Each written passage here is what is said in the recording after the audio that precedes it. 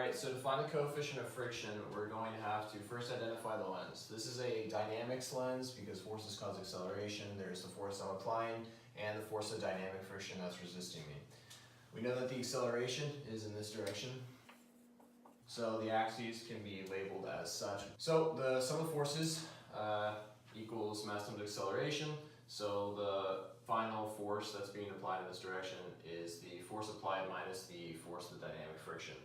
So we need to use kinematics to solve for the resultant force, and we need to use a simple conversion to find the force that I'm applying.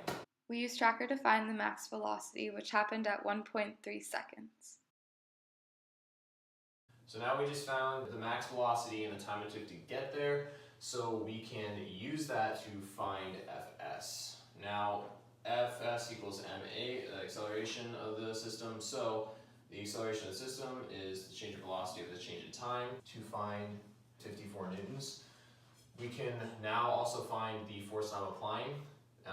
When I was reading the scale, it was roughly about 170 pounds. So, 2.2 pounds is 1 kilogram.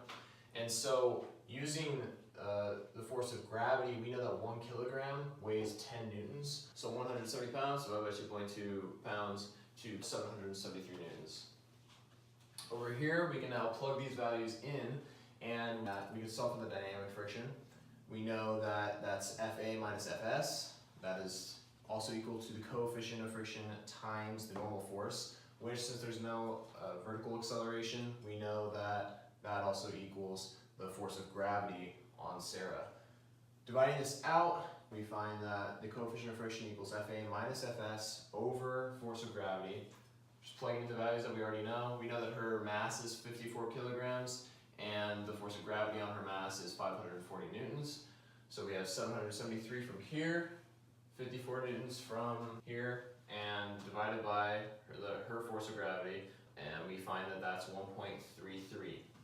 So we found the dynamic friction between the sheet and the tile. Now we kind of want to find the dynamic friction between my shoes and the tile.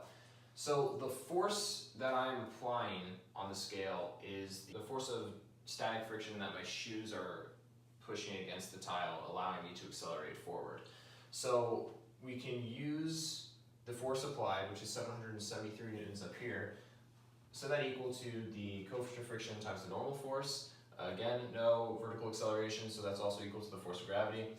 We divide this out, and we get that the coefficient of friction divided by 700 newtons. 700 newtons is also, that's my mass. I'm roughly 70 kilograms times 10 meters per second squared is 700 newtons. Divide this out, we get 1.1 as our coefficient of friction.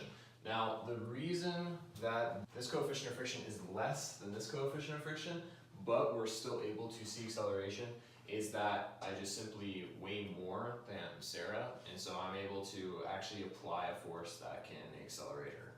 Alright, so next we need to find torque, and we saw that if we apply a torque onto Sarah's back, that is applying a torque in this direction, and she has to resist the torque in the other direction so she doesn't move forward and the force can properly be transferred to her translational motion.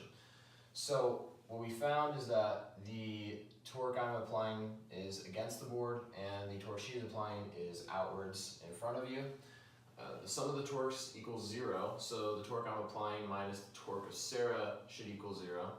And we found that the radius from her pivot point around the center of her hip is 0.318 meters, and the radius of where her back muscles would be applying that force would be roughly 0.152 meters. So plugging this in, we can say that the force applied times the radius, this is the perpendicular force times the radius of her back, minus the perpendicular force of Sarah times her radius equals 0. We can divide this out, and then we get 17 newtons, which makes sense because, this is roughly half of the radius that we are applying, so it should be about double the force. So yeah, this makes sense.